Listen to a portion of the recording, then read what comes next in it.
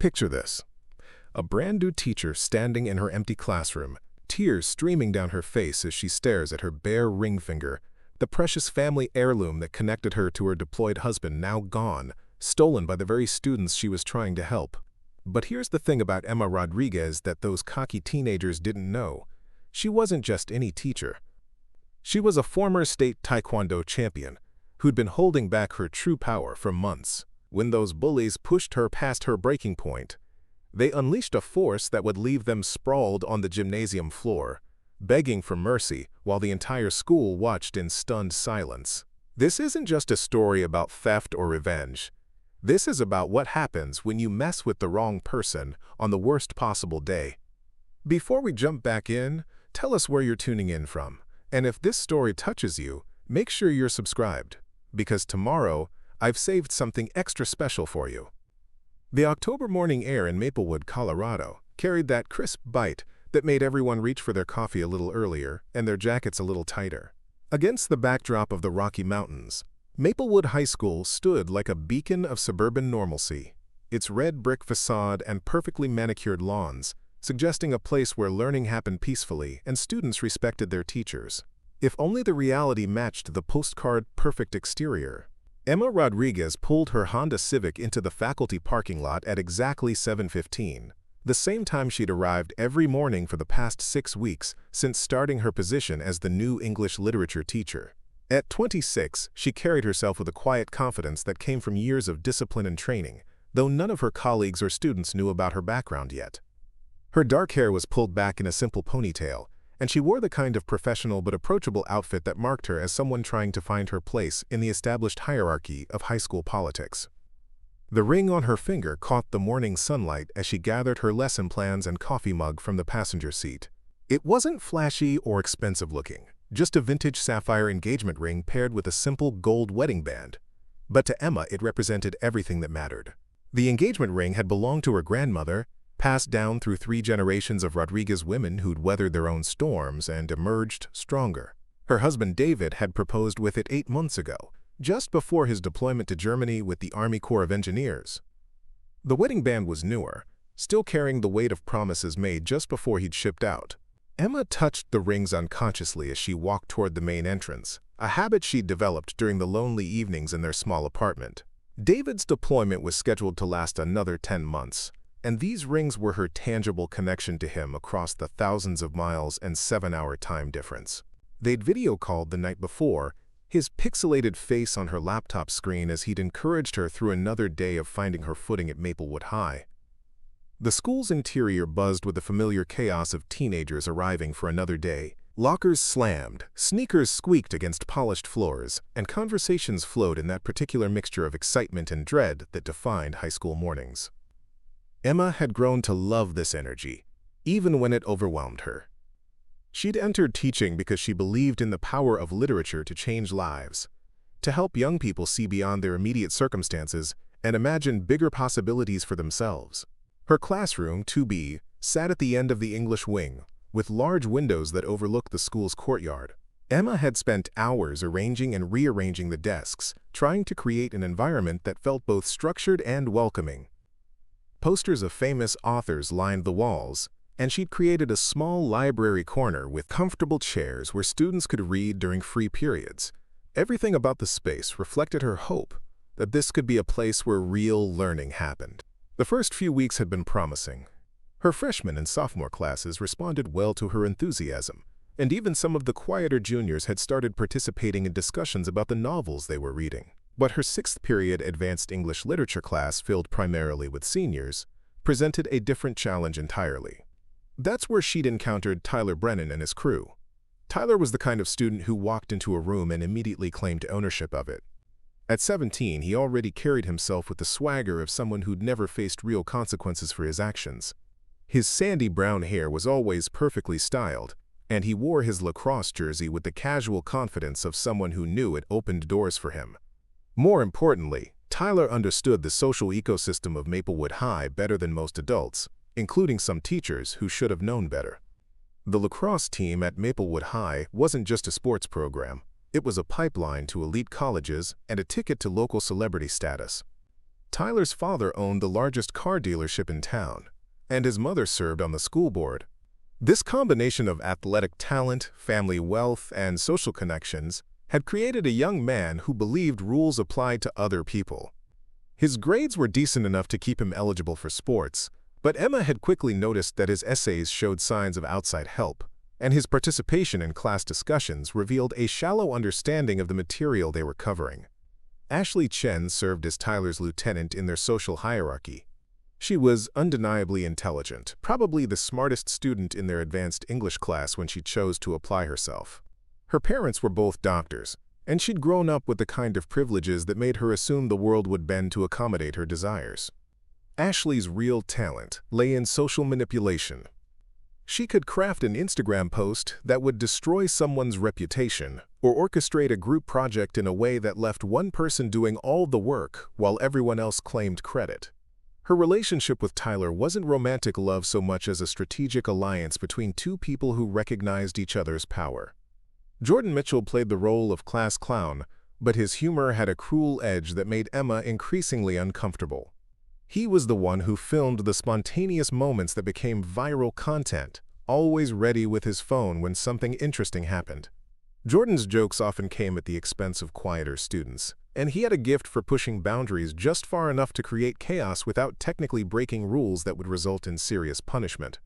His parents were divorced and largely absent, leaving him with the kind of freedom that looked appealing to other teenagers but had actually taught him that negative attention was better than no attention at all. Sam Williams rounded out their group as the eager follower.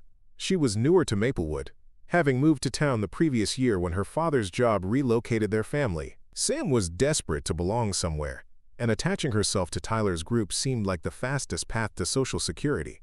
She laughed at jokes she didn't find funny and participated in activities that made her uncomfortable, all because she'd rather be complicit than invisible. Emma had tried various approaches with this group. She'd attempted to channel Tyler's natural leadership into positive classroom activities.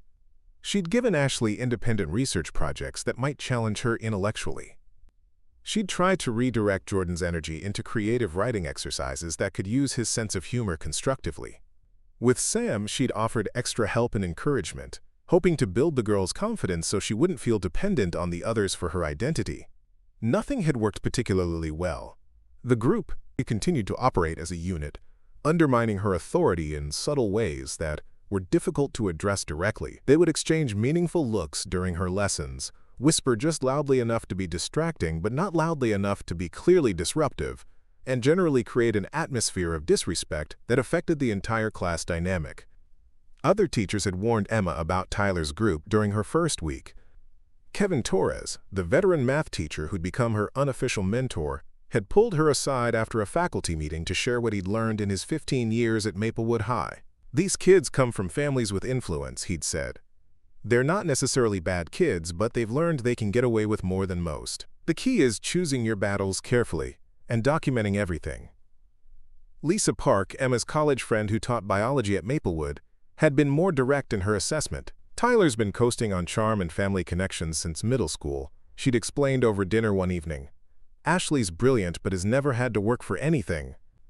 Jordan's acting out because his home life is a mess, and Sam's just scared of being alone.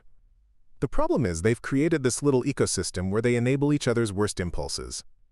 Emma had hoped that time and consistent expectations would eventually break through their resistance. She'd maintained her professional demeanor, continued to offer extra help when they struggled with assignments, and tried to create opportunities for them to succeed in ways that didn't depend on manipulating social dynamics. She'd even reached out to their parents when appropriate, though those conversations had generally reinforced her understanding of where these behaviors had originated. The morning of October 15th started like any other. Emma arrived at her usual time, prepared her lessons, and arranged materials for the day's classes. Her sixth-period advanced English students were supposed to present their analysis papers on themes in contemporary American literature, and she'd spent the weekend reviewing their written work and preparing feedback that would help them improve their presentation skills. She had no way of knowing that Tyler's group had spent their weekend planning something entirely different. They'd grown increasingly frustrated with Emma's refusal to be intimidated or impressed by their usual tactics. Unlike some teachers who either feared them or tried too hard to win their approval, Emma treated them exactly the same as every other student, with high expectations, clear boundaries, and genuine care for their learning. For teenagers accustomed to getting their way through manipulation and social pressure, this consistency felt like a challenge to their entire understanding of how the world worked.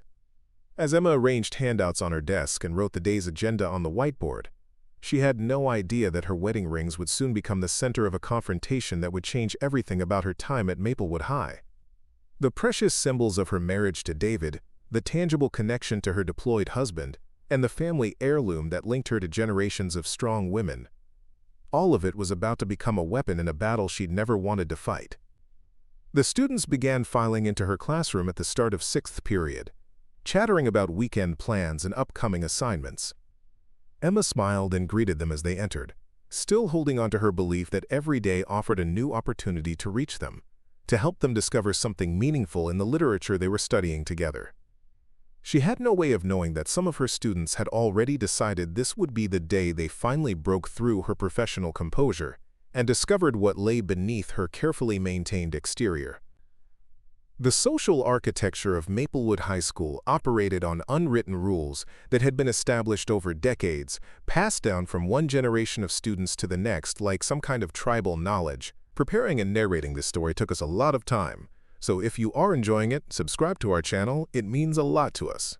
Now back to the story. Emma Rodriguez had been navigating this complex ecosystem for 6 weeks now, and she was beginning to understand that academic credentials and teaching ability meant far less than knowing which families held real power in the community and which students could make or break a teacher's reputation. The school itself reflected the town's carefully maintained image of prosperity and achievement. Built in the 1990s when Colorado's population boom brought an influx of middle-class families seeking mountain views and quality education, Maplewood High boasted modern facilities that most urban schools could only dream of. The science labs featured state-of-the-art equipment. The library had been renovated just 2 years ago with comfortable study spaces and high-speed internet, and the athletic facilities rivaled those of small colleges. The Performing Arts Center could seat 800 people and regularly hosted community events that brought together families from across the district.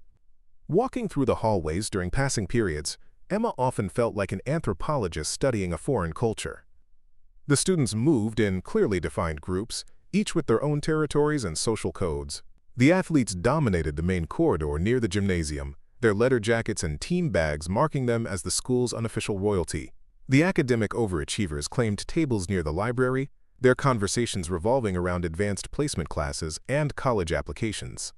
The art students gathered in the wing near the theater and music rooms, expressing their individuality through carefully curated vintage clothing and bold makeup choices. Emma's own position in this hierarchy remained uncertain. As the newest faculty member, she was still proving herself to colleagues who'd worked together for years. The veteran teachers were polite but reserved, waiting to see if she'd last beyond her first year before investing energy in mentoring her. The younger faculty members were friendly but cautious, knowing that new teachers either adapted quickly to the school's culture or found themselves looking for work elsewhere by spring break. What none of them knew was that Emma Rodriguez had spent the better part of her life learning to navigate power structures far more challenging than high school politics. Her background in competitive Taekwondo had taught her lessons about discipline, strategy, and mental toughness that went far beyond anything she'd learned in her education courses.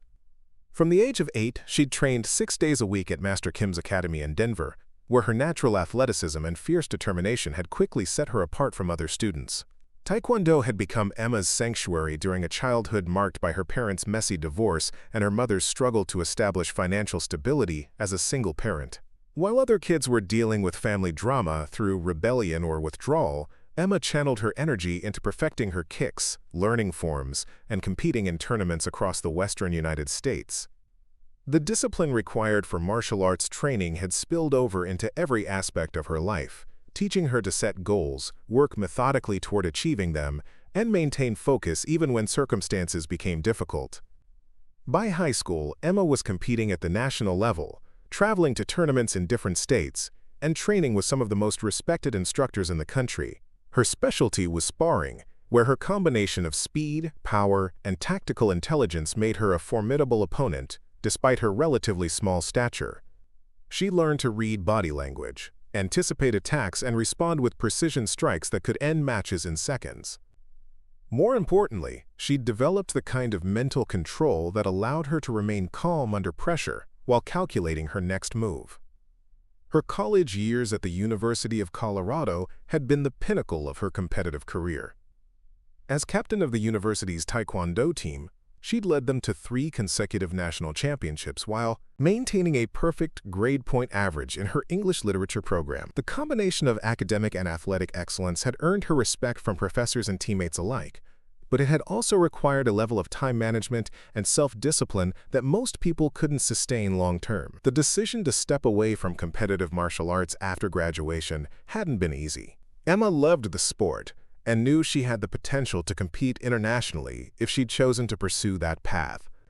But she'd also felt called to teaching, drawn by the possibility of making a different kind of impact on young people's lives. Literature had always been her second passion, and she believed deeply in the power of great books to expand minds and inspire personal growth. David had understood her choice in a way that few other people could. As a military engineer, he appreciated the discipline and strategic thinking that martial arts had developed in her. But he also saw how much joy she found in discussing novels and poetry. He'd been the one to encourage her to pursue her teaching credential, supporting her through student teaching assignments and job interviews while managing his own demanding training schedule. Their relationship had been built on mutual respect for each other's commitments and goals. David's military career required frequent relocations and deployments, while Emma's teaching aspirations meant she needed stability and time to establish herself in a school district. They'd spent hours discussing how to balance these competing needs, ultimately deciding that Emma would find a position in Colorado, while David completed his current assignment overseas. The plan was for him to request a transfer to a base near Denver when his deployment ended, allowing them to finally build a life in the same location. The wedding rings Emma wore represented more than just their marriage.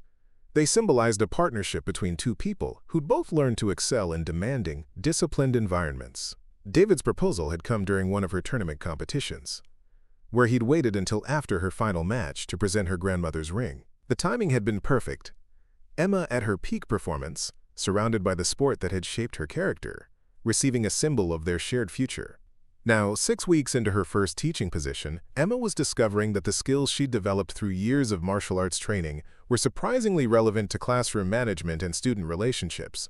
Reading body language helped her identify when students were struggling with material before they had to ask for help. The mental discipline required for competition had prepared her for the emotional challenges of working with difficult teenagers. And the strategic thinking she'd developed as a team captain was proving useful as she learned to navigate the complex social dynamics of high school faculty meetings and parent conferences. But Emma had made a conscious decision to keep her martial arts background private at Maplewood High. She'd learned from previous experiences that people often made assumptions about her personality and teaching style when they discovered her competitive history. Some colleagues expected her to be overly aggressive or militaristic in her approach to discipline. Others assumed she'd be more interested in coaching sports than teaching literature. A few had even suggested that her martial arts training made her less suited for working with academic students who needed nurturing rather than toughness. The truth was more nuanced. Emma's Taekwondo training had indeed made her physically confident and mentally resilient, but it had also taught her about patience, respect, and the importance of adapting her approach to different situations. The best martial artists weren't the ones who relied on brute force. They were the ones who could read their opponents, remain calm under pressure, and respond with precisely the right technique at exactly the right moment.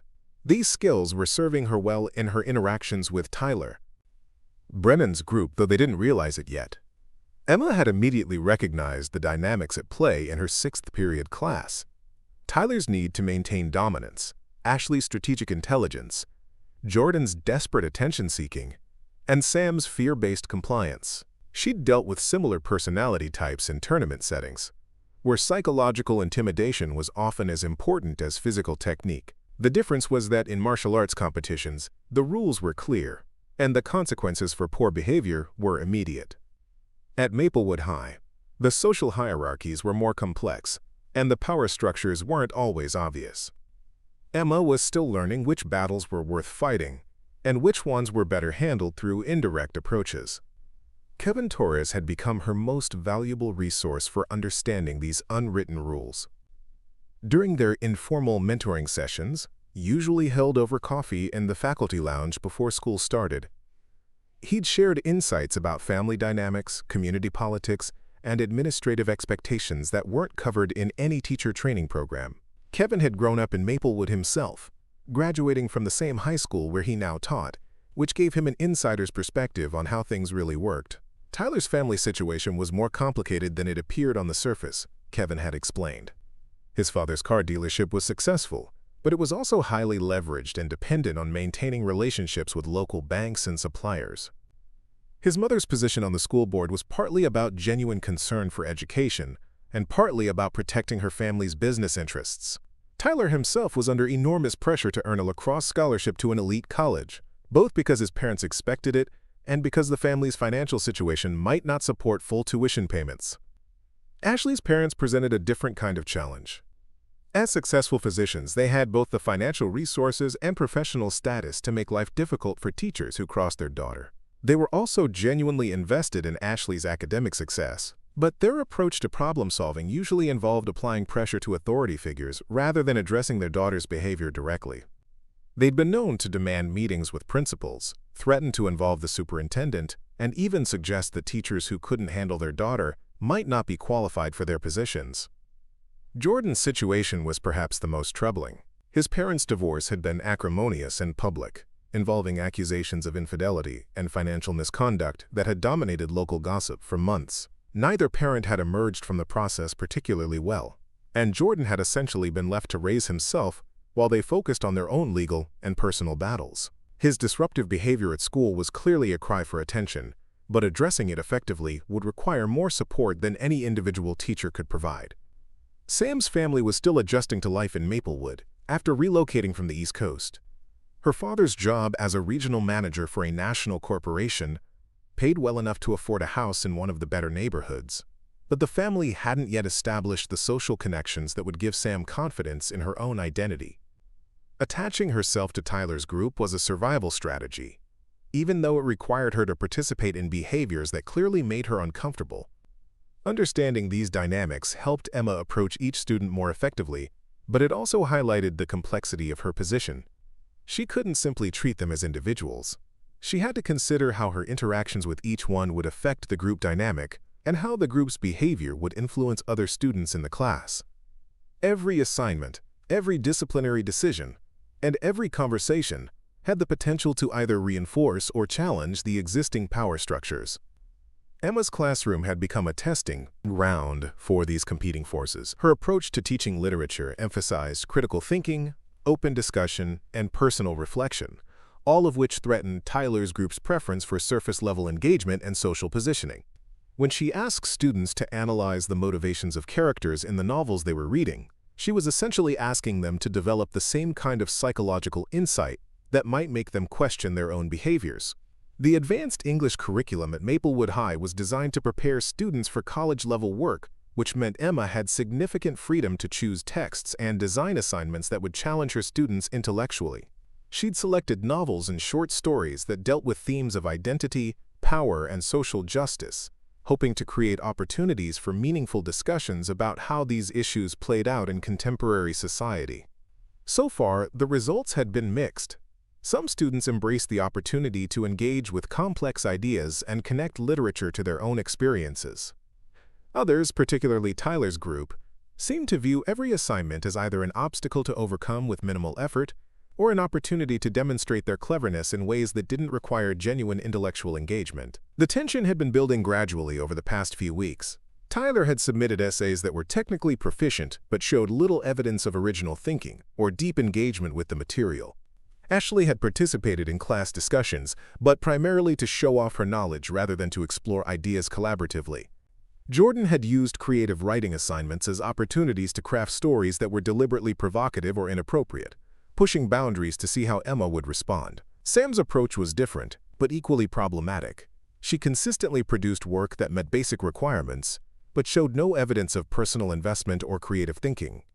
When Emma offered individual feedback and encouragement, Sam would nod politely but continue to produce the same kind of safe, generic responses that revealed nothing about her actual thoughts or feelings. Emma had tried various strategies to break through these patterns. She'd experimented with different grouping arrangements for discussions and projects, hoping to separate Tyler's clique and give other students more opportunities to contribute. She'd offered alternative assignment options that might appeal to different learning styles and interests. She'd even incorporated elements of contemporary media and technology into her lessons. Recognizing that traditional approaches to literature might not resonate with students who'd grown up in the digital age, nothing had produced the breakthrough she was hoping for. If anything, Tyler's group seemed to interpret her efforts at accommodation as evidence that they could push further, testing her boundaries more aggressively with each passing week.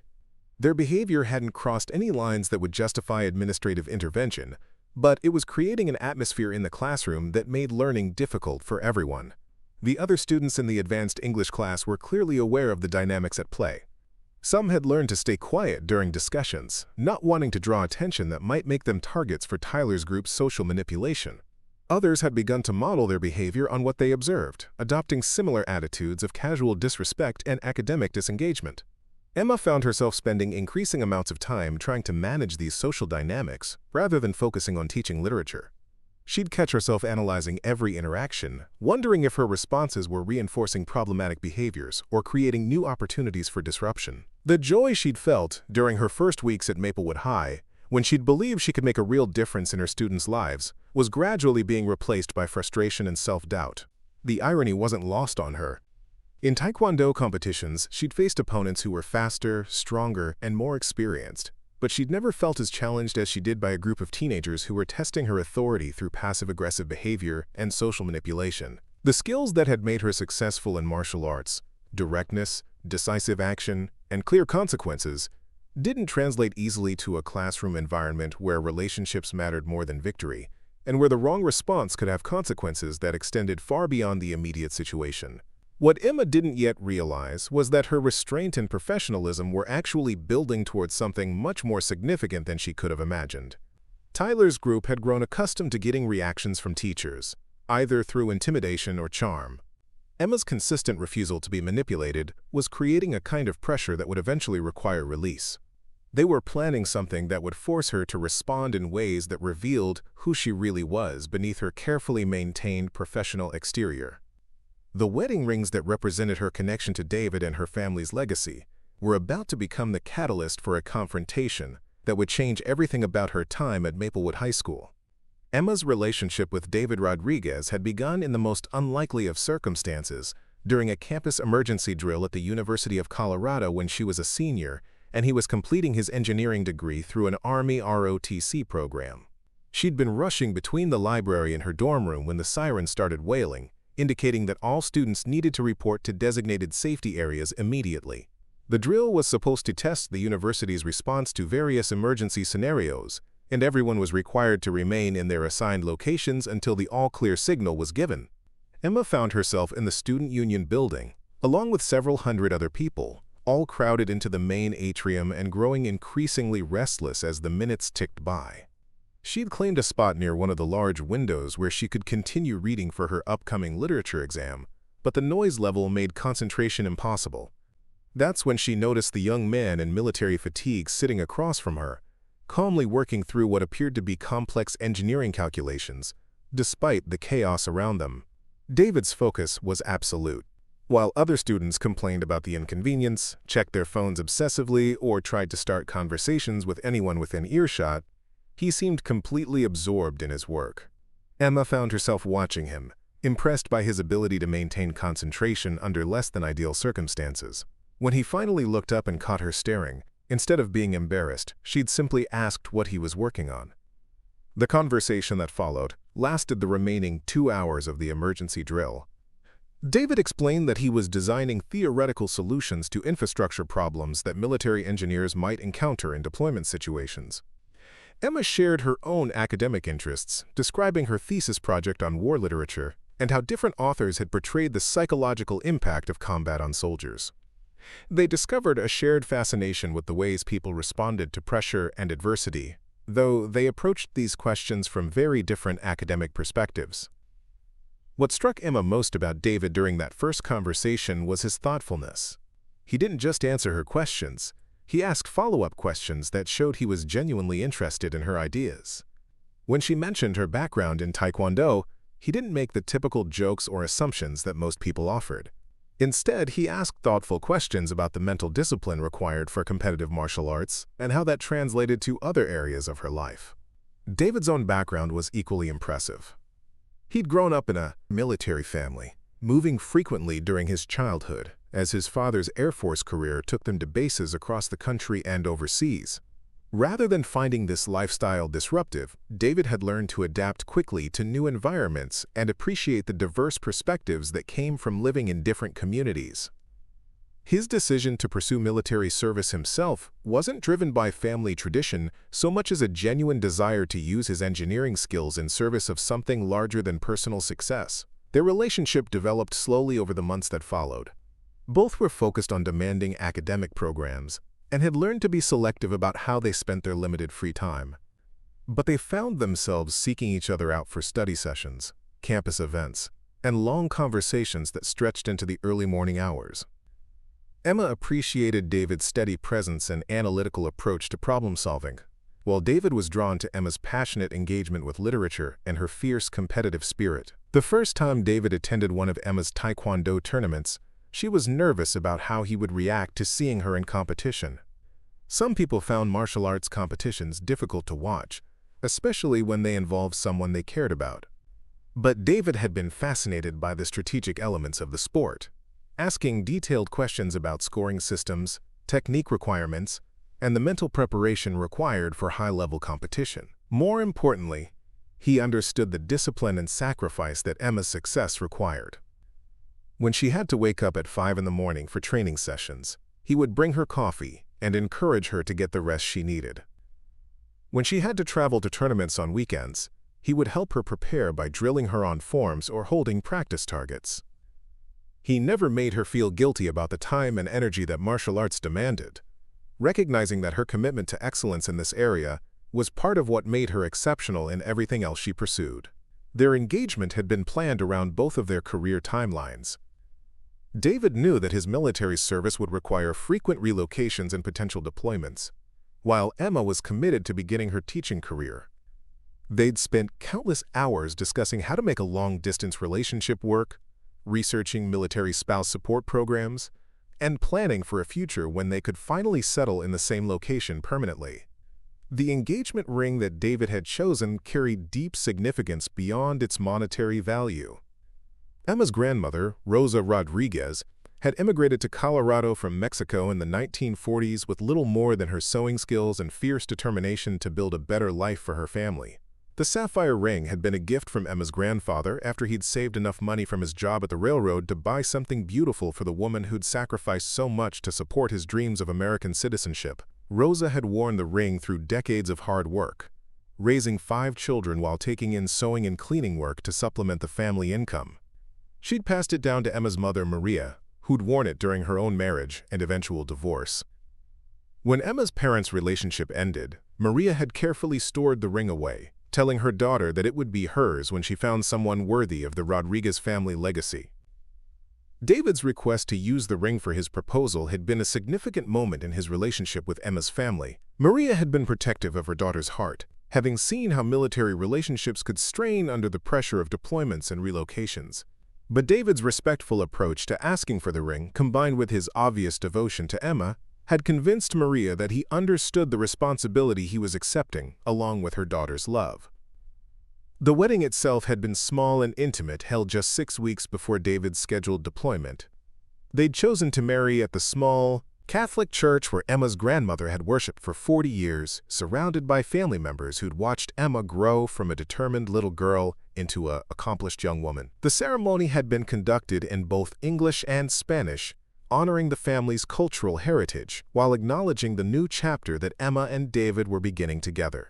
Planning a wedding around military deployment schedules had required flexibility and practical decision-making that sometimes conflicted with Emma's romantic ideals.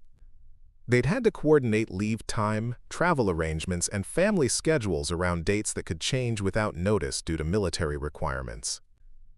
The honeymoon had been a brief weekend trip to a cabin in the mountains, where they'd spent most of their time talking about their hopes for the future rather than trying to create elaborate romantic memories. David's deployment to Germany had been scheduled to last 12 months, with the possibility of extension depending on project requirements and military needs. He was working with a team of engineers to upgrade infrastructure at several European bases, designing systems that would improve efficiency and security for American military operations. The work was challenging and meaningful, exactly the kind of assignment that could advance his career and position him for future opportunities. For Emma, the deployment meant learning to build a life independently while maintaining emotional connection across thousands of miles and multiple time zones. They'd established routines for communication that worked around both of their schedules, usually managing to connect via video call at least once a day. David would call during Emma's evening hours, which corresponded to early morning in Germany, allowing them to share details about their respective days and maintain intimacy despite the physical distance. The teaching position at Maplewood High had been a carefully considered choice for Emma. She'd received job offers from several school districts, but Maplewood offered the best combination of academic excellence, supportive administration, and community stability that would allow her to establish herself professionally while David completed his deployment. The plan was for David to request a transfer to a base near Denver when his overseas assignment ended, allowing them to finally build a permanent home together. Emma's decision to keep her martial arts background private at Maplewood High was partly practical and partly personal. She'd learned from previous experiences that people often made assumptions about her personality and teaching style when they discovered her competitive history. More importantly, she wanted to be known as an English teacher first, someone whose primary identity was connected to literature and learning rather than physical accomplishment. But the discipline and mental toughness that martial arts had developed in Emma were evident in her approach to teaching, even if her colleagues didn't recognize the source. Her lesson plans were meticulously organized, her classroom management was consistent and fair, and she maintained high expectations for all students regardless of their social status or family connections. She'd learned from years of tournament competition that preparation and mental focus were more important than natural talent or favorable circumstances. The wedding rings Emma wore every day served as tangible reminders of all these connections and commitments. When she touched them unconsciously during stressful moments at school, she was drawing strength from her grandmother's resilience, her mother's sacrifices, and David's unwavering support for her dreams. The rings represented not just her marriage but her family's legacy of strong women who'd overcome challenges through determination and hard work. What Emma didn't yet realize was that Tyler Brennan and his group had been observing her habits and looking for vulnerabilities they could exploit. They'd noticed her unconscious gesture of touching her rings when she was frustrated or deep in thought. They'd seen how her expression softened when she looked at her phone during lunch breaks, presumably reading messages from her deployed husband. And they'd begun to understand that these symbols of her personal life might be the key to finally breaking through her professional composure and discovering what lay beneath her carefully maintained exterior. Emma Rodriguez had arrived at Maplewood High School with more than just lesson plans and teaching credentials. Hidden within her professional bag, carefully organized in a special folder that she carried everywhere, was a comprehensive educational project that represented everything she hoped to accomplish as a teacher. It was ambitious, personal, and risky in ways that could either establish her reputation as an innovative educator or mark her as an idealistic newcomer who didn't understand the realities of public education. The project had its origins in Emma's own high school experience, though her circumstances had been vastly different from those of her current students. Growing up in a working-class neighborhood in Denver, she'd attended a school where many teachers were simply trying to maintain order and cover basic curriculum requirements. Resources were limited, class sizes were large, and most students were focused more on survival than intellectual growth. Emma had been fortunate to have a few exceptional teachers who recognized her potential and pushed her toward higher education, but she'd often wondered what might have been possible if more students had access to truly transformative educational experiences. Her undergraduate work in English literature had introduced her to pedagogical theories that emphasized student-centered learning, critical thinking development, and the power of literature to foster empathy and social awareness. During her student teaching assignments, she'd experimented with innovative approaches that encouraged students to make personal connections with the texts they were reading while developing sophisticated analytical skills. The results had been promising enough to convince her that traditional methods of teaching literature were missing opportunities to create lasting impact on young people's lives. The project Emma had developed for Maplewood High was designed around a semester-long exploration of what she called stories of transformation. Rather than following the typical chronological survey of American literature that most advanced English courses offered, Emma wanted to organize the curriculum around universal themes of personal growth, social change, and the power of individual action to influence larger systems. Students would read works from different time periods and cultural backgrounds, but the connecting thread would be characters who faced significant challenges and emerged changed by their experiences. The reading list Emma had carefully assembled represented months of research and planning. She'd included classic works like Maya Angelou's I Know Why the Caged Bird Sings and Harper Lee's To Kill a Mockingbird, but she'd also incorporated contemporary texts like Chimamanda Ngozi Adichie's Purple Hibiscus, and more challenging works like James Baldwin's Notes of a Native Son. Each selection had been chosen not just for its literary merit, but for its potential to spark meaningful discussions about identity, justice, and the courage required to stand up for one's beliefs. The innovative element of Emma's project involved what she called transformation portfolios.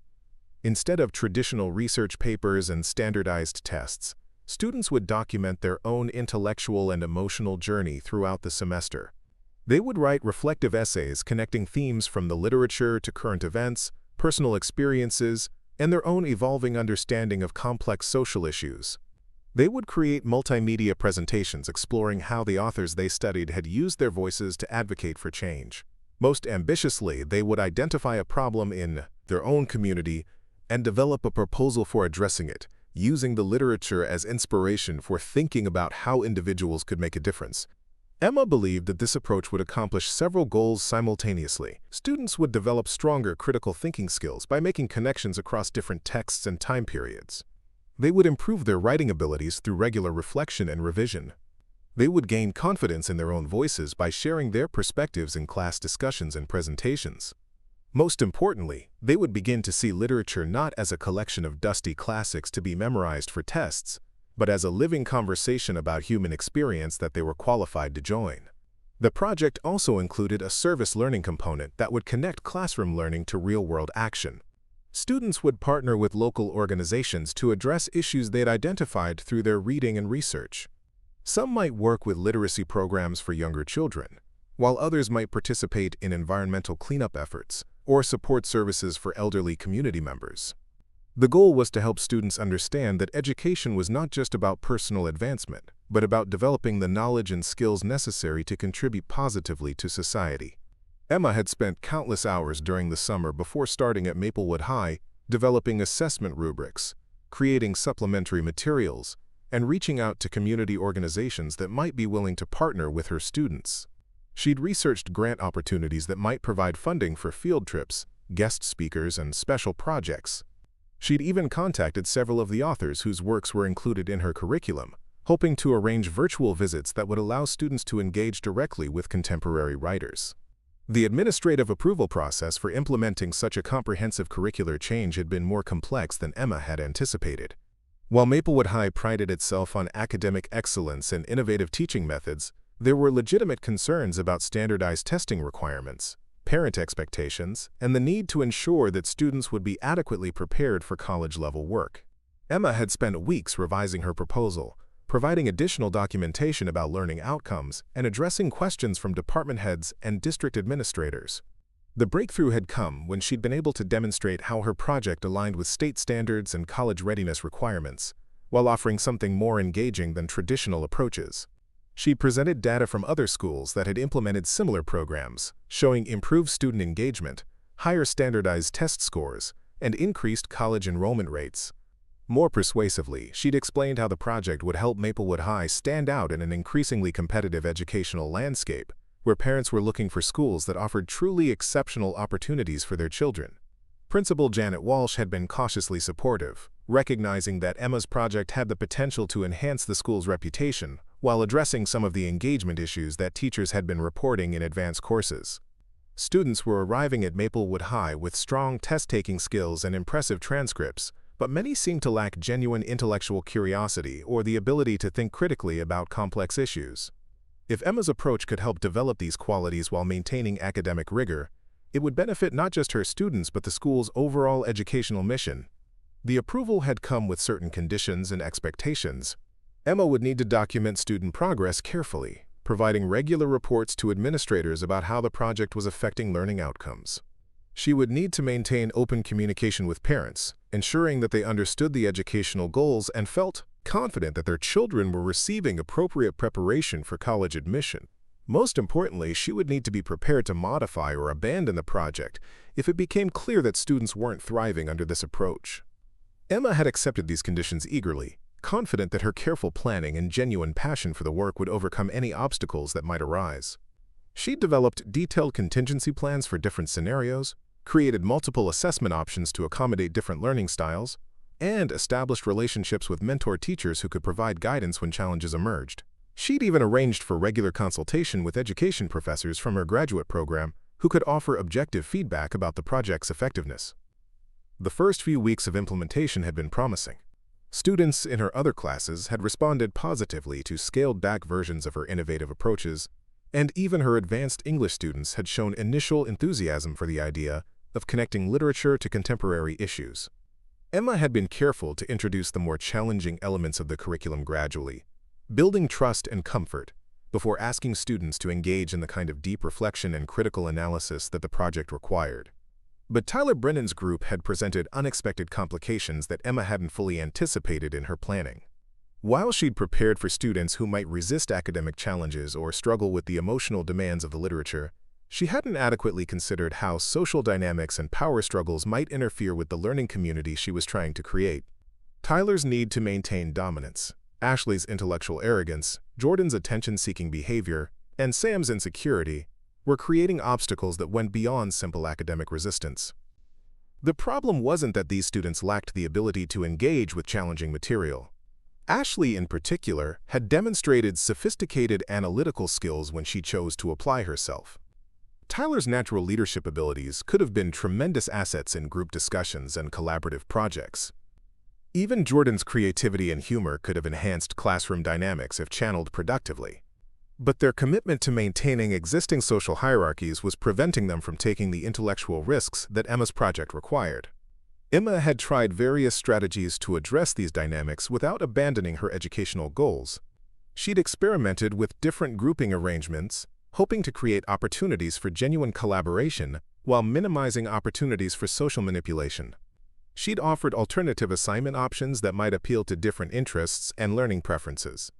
She'd even incorporated elements of competitive debate and performance into her lessons, recognizing that some students might engage more readily with material that allowed them to showcase their abilities. The most frustrating aspect of the situation was that Emma could see glimpses of what these students might be capable of achieving if they could move beyond their preoccupation with social positioning. During rare moments when the group dynamics shifted, she'd witnessed flashes of genuine insight, creative thinking, and emotional engagement with the literature. But these moments were consistently undermined by the return to established patterns of behavior that prioritized image over learning.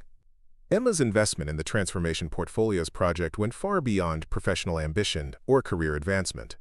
She'd designed the curriculum around her fundamental beliefs about education and its potential to create positive change in the world. Every assignment, every discussion, and every assessment was intended to help students develop not just academic skills, but the confidence and commitment necessary to become engaged citizens who could contribute meaningfully to their communities. The literature selections she'd chosen were particularly important to her personal vision of what education could accomplish. Maya Angelou's memoir had shaped Emma's own understanding of resilience and the power of finding one's voice despite adversity. James Baldwin's essays had challenged her to think more deeply about privilege, justice, and the responsibility that came with educational opportunities. The contemporary works she'd included represented her belief that literature should feel relevant and urgent to young people, not like a museum display of cultural artifacts. Emma had spent hours crafting discussion questions that would help students make connections between the historical experiences described in their reading and contemporary social issues. She'd developed writing prompts that would encourage personal reflection while maintaining appropriate boundaries between private experience and academic analysis. She'd created multimedia assignments that would allow students to explore their creativity while demonstrating their understanding of complex themes and ideas. The service learning component of the project was perhaps the most important element from Emma's perspective. She'd seen too many students complete advanced courses without ever considering how their education connected to responsibilities beyond personal success. The partnership opportunities she'd developed with local organizations were designed to help students understand that knowledge was most valuable when it was used in service of others, and that the privileges they enjoyed came with obligations to contribute positively to their communities. Emma had already begun preliminary conversations with several potential community partners. The Maplewood Public Library was interested in having students develop literacy programming for elementary school children. The local senior center was eager to create an oral history project that would connect older and younger community members. An environmental organization was planning a watershed restoration project that could benefit from student research and volunteer participation. Each of these partnerships required careful coordination and planning.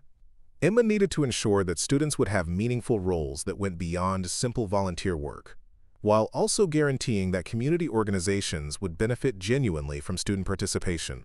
She developed detailed guidelines for student reflection and assessment that would help them process their experiences thoughtfully while meeting academic requirements. The potential impact of the project extended beyond Emma's individual classroom. If successful, the Transformation Portfolio's approach could serve as a model for other teachers and schools looking to create more engaging and meaningful educational experiences.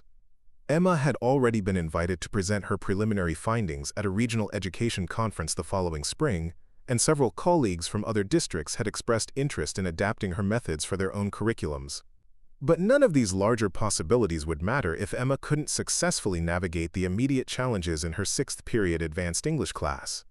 Tyler's group's resistance to her methods was becoming more sophisticated and deliberate, moving beyond simple academic disengagement toward active disruption of the learning environment she was trying to create. Their behavior was affecting other students in the class, making it difficult for anyone to take the intellectual risks that meaningful engagement with literature required. Emma had begun to realize that her success with the Transformation Portfolios project would depend not just on her curriculum design and teaching skills, but on her ability to address the social dynamics that were preventing her students from engaging authentically with the material. The confrontation she'd been hoping to avoid was becoming inevitable, and she would need to draw on resources beyond her education training to meet the challenge that Tyler's group was presenting. The wedding rings she wore every day had become symbols not just of her connection to David, but of her commitment to the values and goals that had brought her to teaching. The discipline she'd learned through martial arts training, the resilience her family had modeled, and the love that sustained her through the challenges of military spouse life were all represented in those simple bands of metal and stone. Soon, she would discover just how much strength she could draw from these symbols when everything she'd worked for was threatened. The morning of November 3rd began with an unusual restlessness in the halls of Maplewood High School. There was something electric in the air, the kind of anticipatory energy that preceded major school events or significant weather changes. Emma Rodriguez felt it the moment she stepped out of her car in the faculty parking lot, though she couldn't identify exactly what was different about this particular Tuesday. The autumn air was crisp and clean, carrying the scent of fallen leaves and wood smoke from the mountains, but there was an underlying tension that made her unconsciously check her lesson plans one more time before walking toward the building. Tyler Brennan had been planning this day for 3 weeks, ever since he'd overheard Emma on the phone with her husband during lunch break. She'd been sitting alone in her classroom, believing she had privacy, when Tyler had walked past her open door on his way to the athletic offices. Her voice had carried a tone he'd never heard before, vulnerable, longing, and deeply personal as she described how much she missed David, and how the rings helped her feel connected to him across the distance. Tyler had stopped just outside her doorway, listening as Emma explained to David how she touched the rings whenever she felt overwhelmed at school, drawing strength from the reminder of their love and her family's legacy. That conversation had given Tyler exactly what he'd been searching for, a way to break through Emma's professional composure and discover what lay beneath her carefully maintained exterior. He'd shared the information with Ashley, Jordan, and Sam during lacrosse practice that afternoon, and together they'd developed a plan that would finally give them the upper hand in their ongoing battle for classroom dominance. It wasn't enough to simply disrupt her lessons or challenge her authority through passive resistance. They needed to do something that would shatter her confidence completely and establish once and for all that they controlled the social dynamics of Maplewood High School. Ashley had been initially hesitant about targeting something as personal as Emma's wedding rings, recognizing that such an action would cross lines they hadn't violated before. But Tyler had convinced her that desperate times required bold measures, and that Emma's stubborn refusal to acknowledge their social status had forced them into this position. Jordan had immediately seen the viral potential of whatever they planned, already imagining the social media content that would result from finally breaking the unbreakable teacher. Sam had simply nodded along, too afraid of being excluded from the group to voice any moral concerns she might have felt. The plan they'd developed was sophisticated in its simplicity. During sixth period, while Emma was focused on facilitating a class discussion about themes of justice and revenge in the literature they'd been reading, Tyler would create a distraction that would draw her attention to the front of the classroom. Ashley would ask a series of complex questions that would require Emma to turn toward the whiteboard and write detailed responses. During this window of opportunity, Jordan would approach Emma's desk under the pretense of turning in a late assignment, but instead would quickly slip the rings from where Emma always placed them when she washed her hands before class. The location they'd chosen for the actual confrontation was the school gymnasium, which would be empty during sixth period except for their group. Tyler had already confirmed that Coach Martinez would be in meetings with college recruiters, and the substitute physical education teacher who would theoretically be supervising study hall was known for spending most of his time in the faculty lounge. The gymnasium offered the kind of dramatic setting that would make their social media documentation more compelling, while also providing enough space for them to maintain control of the situation. Emma had no awareness of the conspiracy developing around her as she moved through her morning classes. Her freshman and sophomore students were engaged and responsive, asking thoughtful questions about the short stories they'd been reading and participating enthusiastically in group discussions about character motivation and thematic development. Her junior class had just finished presentations on contemporary social issues, and their analysis of how current events connected to historical patterns had been sophisticated and nuanced. Emma felt the familiar satisfaction that came from witnessing genuine learning, students making intellectual connections that would serve them well beyond high school. The confidence she derived from these successful interactions made the challenges with Tyler's group feel more manageable. Emma had been experimenting with different approaches to engaging them, and she'd noticed subtle signs of progress that gave her hope for eventual breakthrough. Ashley had written a particularly insightful analysis of a James Baldwin essay the previous week, demonstrating analytical skills that went far beyond surface-level interpretation. Tyler had actually contributed productively to a group discussion about social justice themes, offering perspectives that suggested he was capable of deeper thinking than his usual classroom performance indicated. Even Jordan and Sam had shown glimpses of authentic engagement that encouraged Emma to believe her patient approach was beginning to yield results. Jordan had submitted a creative writing piece that revealed genuine emotional depth beneath his usual attention-seeking behavior. Sam had asked for individual help with an assignment, opening up slightly about her struggles to find her own voice in class discussions. These small victories felt significant to Emma, representing the kind of gradual progress that characterized meaningful educational relationships. Emma's lunch break on November 3rd followed her usual routine. She ate quickly at her desk while reviewing materials for her afternoon classes, then used the remaining time to call David, who was just beginning his evening in Germany. Their conversation was brief but warm, filled with the kind of intimate details that helped maintain emotional connection across the physical distance. David had shared news about a challenging engineering project he was working on, while Emma had described her students' presentations and her growing confidence in her teaching abilities. As always, Emma had removed her rings before eating and placed them in the small ceramic dish she kept on her desk for that purpose. The rings were too precious to risk damaging during meals, and she'd developed the habit of removing them whenever she needed to wash her hands or handle materials that might scratch the delicate vintage setting. After finishing her call with David, she'd washed her hands at the small sink in her classroom and then carefully replaced the rings, touching them briefly, as she always did, to remind herself of the love and legacy they represented. The sixth period advanced English class began normally, with students filing into their seats and engaging in the usual pre-class conversations about weekend plans and upcoming assignments.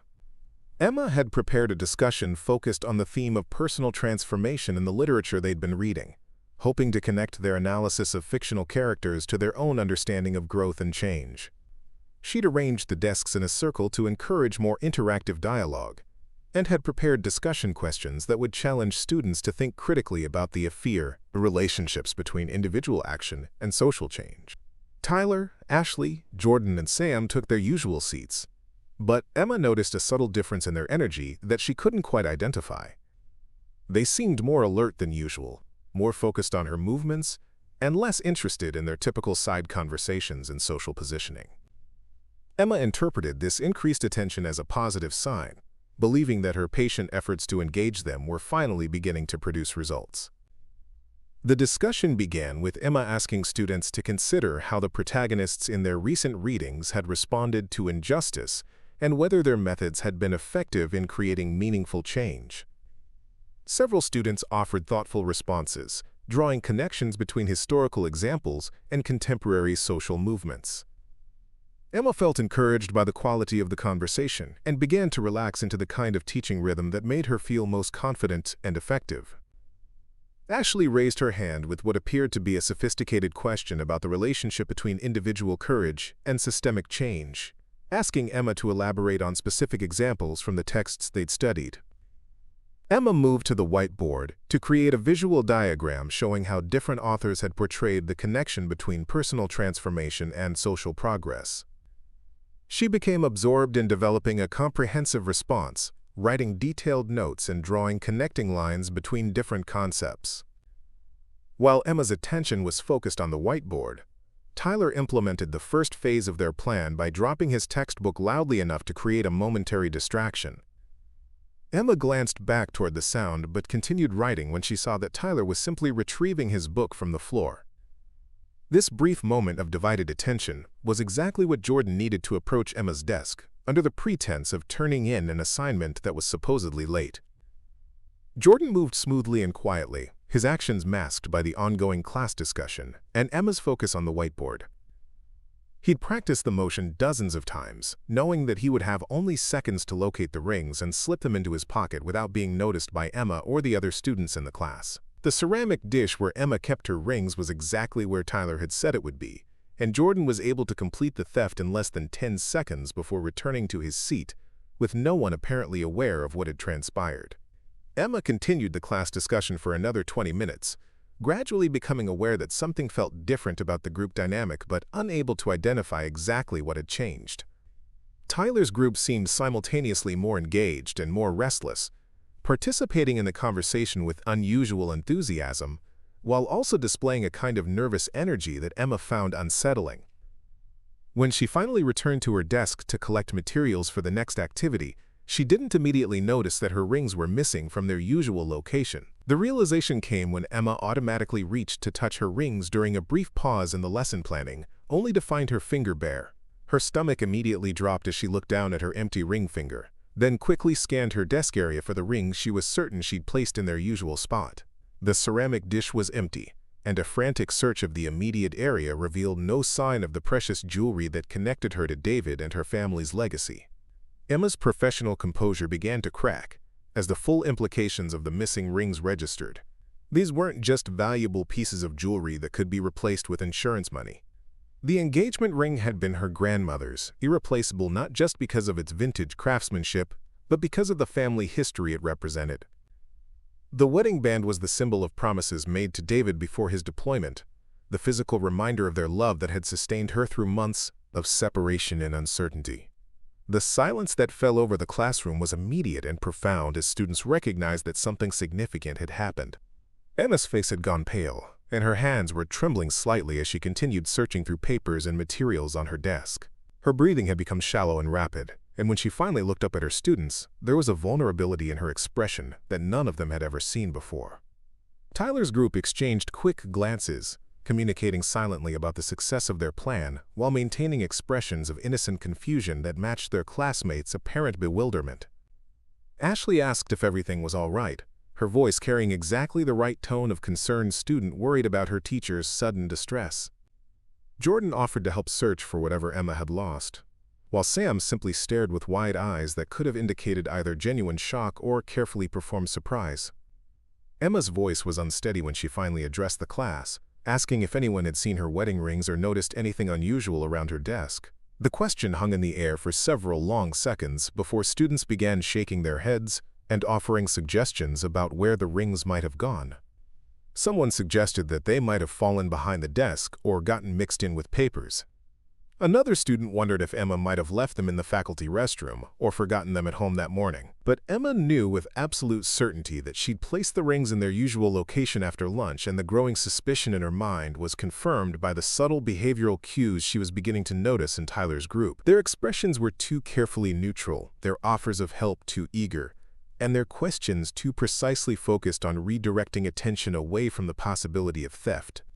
Emma's years of martial arts training had taught her to read body language and recognize deception, and every instinct she possessed was telling her that these four students knew exactly what had happened to her rings. The remainder of the class period passed in a blur of barely controlled panic and growing rage, as Emma attempted to maintain her professional demeanor while processing the magnitude of what had occurred. She managed to assign reading for the next day and dismiss students when the bell rang, but as soon as the classroom was empty except for Tyler's group, who had lingered behind under the pretense of offering additional help, Emma's careful control began to collapse entirely. Tyler stepped forward with an expression of sympathetic concern that Emma now recognized as completely fabricated, asking if there was anything they could do to help locate the missing rings. He suggested that Emma might want to contact the custodial staff or check with the office about lost and found procedures. Ashley offered to help search the classroom more thoroughly, while Jordan volunteered to ask other students if they'd seen anything suspicious. Sam simply stood quietly, her discomfort with the situation becoming more obvious with each passing moment. Emma's response was controlled but intense, her voice carrying an edge that none of her students had heard before.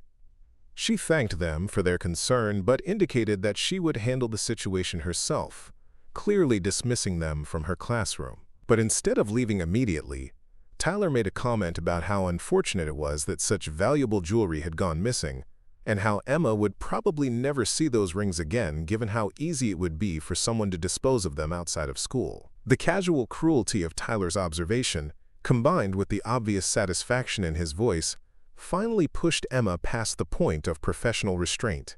Her years of martial arts training had taught her to recognize the moment when conflict became inevitable, and she realized that Tyler's group had deliberately chosen a course of action that would require her to respond with something more direct than administrative procedures or parental conferences.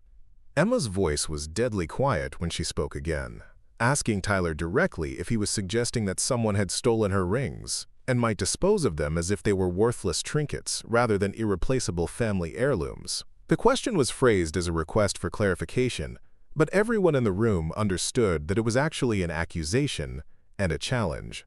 Tyler's response confirmed everything Emma had suspected. His smirk widened as he suggested that valuable items had a way of disappearing when people weren't careful enough to protect them, and that perhaps Emma had learned an important lesson about keeping precious things secure. Ashley laughed at Tyler's comment, while Jordan raised his phone as if preparing to record whatever happened next. Only Sam seemed genuinely uncomfortable with the direction the confrontation was taking. Emma stood slowly from behind her desk, her movements controlled and deliberate in a way that should have warned Tyler's group that they were dealing with someone whose capabilities they drastically underestimated.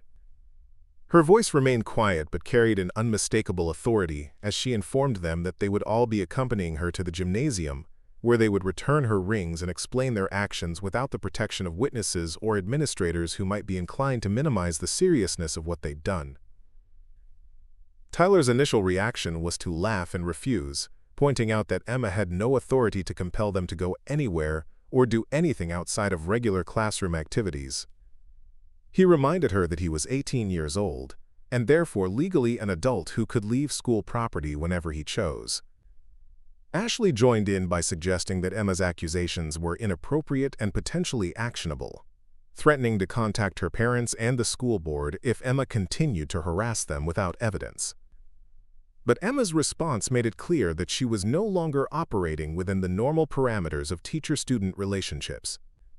She informed Tyler's group that they could either accompany her to the gymnasium voluntarily, where they could resolve the situation privately, or she could contact the police immediately and have them arrested for theft. She explained that the rings had significant monetary value in addition to their sentimental importance, making their theft a felony rather than a simple disciplinary matter. More importantly, Emma's demeanor had shifted in a way that finally penetrated Tyler's group's confidence in their ability to control the situation. She was no longer the mild-mannered English teacher they'd been manipulating for weeks. Something fundamental had changed in her posture, her voice, and her energy that suggested they had awakened capabilities they didn't understand and couldn't manage through their usual tactics. Jordan was the first to recognize that their situation had become genuinely dangerous, though he interpreted the danger in social and academic terms rather than physical ones. He could see that Emma was prepared to escalate the conflict beyond anything they'd anticipated, and he began to worry about consequences that might extend far beyond temporary embarrassment or disciplinary action. Sam was clearly terrified, her earlier discomfort having evolved into genuine fear as she realized that their prank had triggered something that was spinning rapidly out of control. Ashley attempted to maintain her position by demanding proof of their involvement and threatening legal action if Emma continued to make accusations without evidence. But her voice lacked its usual confidence, and she kept glancing toward Tyler for guidance about how to proceed. Tyler himself was beginning to understand that he'd miscalculated both Emma's emotional investment in the rings and her willingness to abandon professional protocols when pushed too far. Emma's ultimatum was delivered with calm finality that left no room for negotiation or delay. They had exactly 30 seconds to decide whether they would accompany her to the gymnasium or wait in the classroom for police officers to arrive and arrest them for theft. She made it clear that there were no other options and no possibility of compromise or administrative intervention that would resolve the situation through normal channels. The walk to the gymnasium occurred in tense silence, with Emma leading the way and Tyler's group following reluctantly behind. Other students in the hallways noticed the unusual procession but were too focused on their own end-of-day activities to pay close attention to what appeared to be a teacher escorting students to some kind of after-school activity. Emma had chosen the gymnasium specifically because it would be empty during this time period and would provide the space and privacy necessary for what she was planning to do.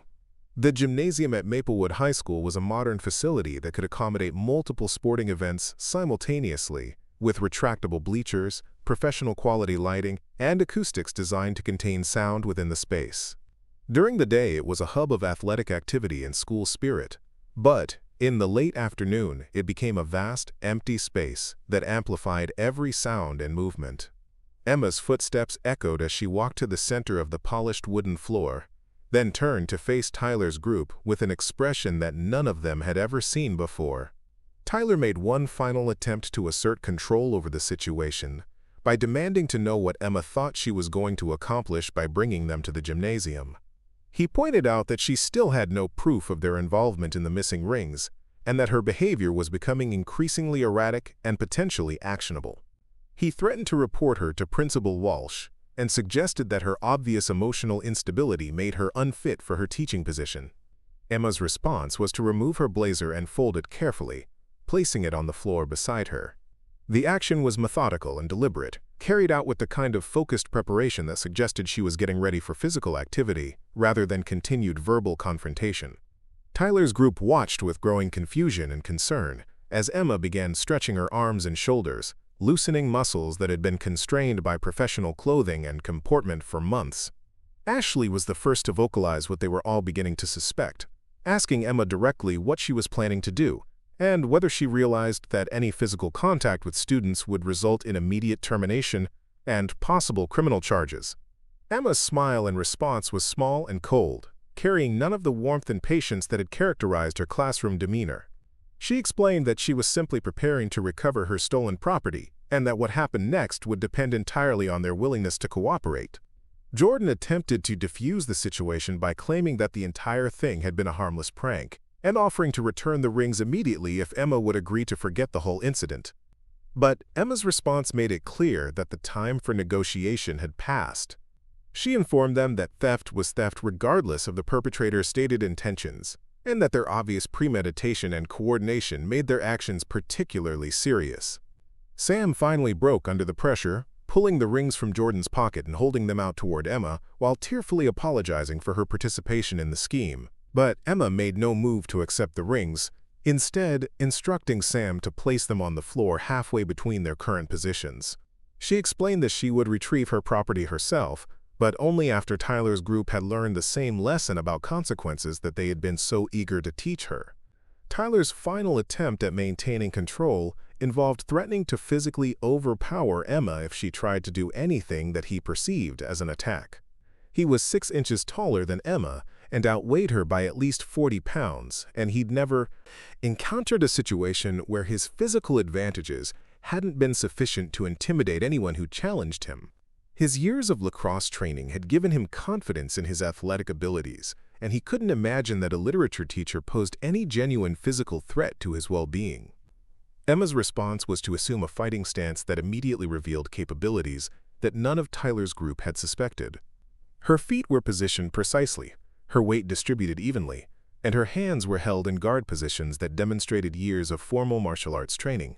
The transformation was so complete and unexpected that Tyler actually took a step backward before catching himself and attempting to maintain his aggressive posture. The first exchange happened almost too quickly for Tyler's group to process. Tyler lunged forward with the kind of straightforward tackle that had served him well on the lacrosse field, expecting to overwhelm Emma through superior size and strength. Instead, Emma sidestepped smoothly and delivered a precise kick to Tyler's midsection that sent him stumbling backward, gasping for breath, and struggling to understand what had just happened. Ashley screamed and demanded that Emma stop immediately, threatening to call the police and have her arrested for assault. But Emma's attention remained focused on Tyler, who was slowly straightening up with a combination of pain and humiliation that he'd never experienced before. She explained calmly that Tyler had initiated physical contact and that she was simply defending herself while recovering her stolen property. Tyler's second attempt was more cautious but equally unsuccessful. He tried to circle around Emma, looking for an opening to grab her arms and use his wrestling skills to control the situation. But Emma's footwork kept her out of reach while positioning her for counterattacks that landed with devastating precision.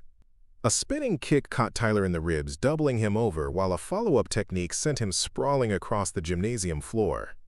Jordan had been filming the entire encounter, initially expecting to capture Emma's humiliation for social media distribution. But as it became clear that Tyler was being systematically dismantled by someone whose martial arts skills far exceeded anything they'd imagined possible, Jordan began to realize that the video he was recording would destroy Tyler's reputation rather than enhance it. His finger hovered over the stop button as he struggled to decide whether to preserve evidence of what was happening or protect his friend from further embarrassment. Ashley continued to demand that Emma stop fighting Tyler, but her threats had become increasingly desperate as it became obvious that Emma was in complete control of the situation. Sam had collapsed onto the gymnasium floor, sobbing and apologizing repeatedly, while begging for the confrontation to end. The rings lay forgotten between them, the symbols of Emma's marriage and family legacy temporarily abandoned as she addressed a more immediate challenge to her dignity and security. Tyler's final attempt to assert dominance involved grabbing a lacrosse stick that had been left near the gymnasium wall, apparently believing that a weapon would give him the advantage he needed to overcome Emma's superior technique. But Emma disarmed him effortlessly, using a combination of strikes and joint manipulation that left Tyler writhing on the floor while the lacrosse stick clattered harmlessly across the gymnasium. The moment when Tyler finally submitted was marked by his desperate plea for Emma to stop, accompanied by his acknowledgement that he and his friends had stolen her rings and his promise to never interfere with her again. Emma stepped back immediately, her breathing controlled and her posture relaxed, as if the intense physical confrontation had been no more challenging than a routine training session. Emma retrieved her rings from where Sam had placed them, checking carefully to ensure that neither had been damaged during the theft. She slipped them back onto her finger with obvious relief, touching them briefly in the gesture that Tyler's group now understood represented far more than a nervous habit. The rings were symbols of strength, legacy, and love that had sustained Emma through challenges far greater than anything a group of entitled teenagers could present. Tyler remained on the gymnasium floor, his earlier confidence completely shattered by the realization that his assumptions about power and control had been fundamentally wrong. Ashley and Jordan stood frozen, uncertain whether to help their friend or distance themselves from a situation that had spiraled far beyond anything they'd anticipated. Sam continued sobbing, overwhelmed by guilt and fear about the consequences that would inevitably follow their actions. Emma's voice was calm and professional when she finally addressed Tyler's group, explaining that their theft had crossed lines that could not be uncrossed through apologies or promises of future good behavior.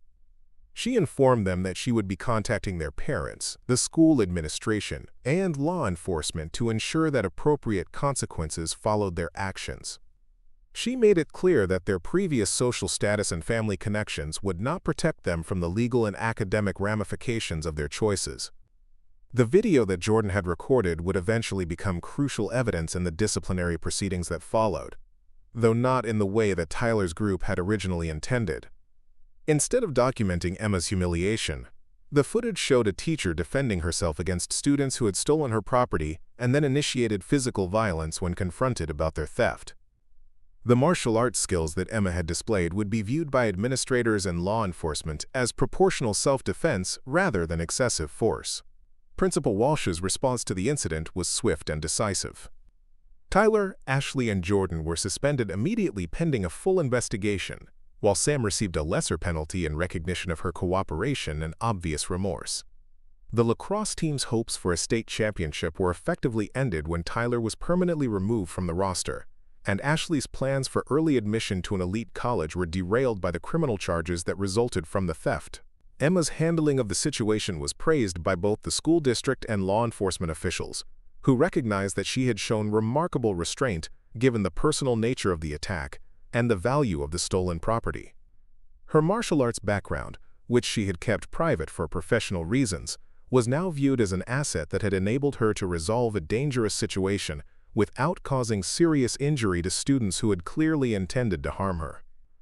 The broader impact of the incident extended far beyond the immediate participants.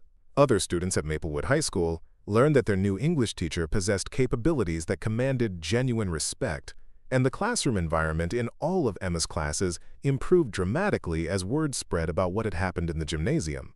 Tyler's group's reign of social intimidation ended permanently, creating space for other students to participate more freely in class discussions and collaborative learning activities. Emma's Transformation Portfolios project, which had been threatened by the social dynamics that Tyler's group had created, flourished in the aftermath of the confrontation. Students who had been reluctant to take intellectual risks or share personal insights began engaging more authentically with the literature and assignments, recognizing that Emma's classroom was now a genuinely safe space for exploration and growth. The service learning partnerships that Emma had developed began producing meaningful results as students embraced opportunities to apply their learning to real-world challenges. The community response to the incident was overwhelmingly supportive of Emma's actions. Parents who had been concerned about their children's experiences with classroom bullying and social manipulation praised Emma for finally holding accountable students who had been allowed to operate without consequences for too long. Local law enforcement officials commended Emma for her restraint and professionalism in a situation that could have escalated to serious violence if handled differently. David's reaction when Emma called to explain what had happened was a mixture of pride, concern, and admiration for his wife's courage and capability. He understood better than anyone the discipline and training that had enabled Emma to handle such a challenging situation with appropriate force and control. Their conversation that evening lasted hours as Emma processed the emotional impact of having to use her martial arts skills in defense of something as precious as her wedding rings. The legal proceedings that followed were straightforward, with Tyler's group accepting plea agreements that included restitution, community service, and probation in exchange for avoiding more serious charges. Tyler himself faced additional consequences related to his assault on Emma, though her testimony about the minimal force she had used in defending herself helped ensure that his punishment focused on education and rehabilitation rather than purely punitive measures. Emma's reputation at Maplewood High School was forever changed by the gymnasium incident, but in ways that enhanced rather than damaged her effectiveness as an educator. Students understood that she was someone who would protect what mattered to her with absolute determination, while also recognizing that she had shown remarkable mercy and restraint when she could have inflicted serious harm on those who had attacked her. The transformation in Tyler's group was perhaps the most significant long-term outcome of the confrontation. Ashley eventually transferred to a private school where she worked to rebuild her academic reputation without the social dynamics that had enabled her previous behavior. Jordan began receiving counseling for his attention-seeking behaviors and gradually developed healthier ways of connecting with peers. Sam blossomed once she was freed from the pressure to maintain her position in Tyler's hierarchy, discovering interests and talents that had been suppressed by her fear of social rejection. Tyler himself faced the most difficult adjustment, as his entire identity had been built around social dominance and physical intimidation that were no longer viable strategies.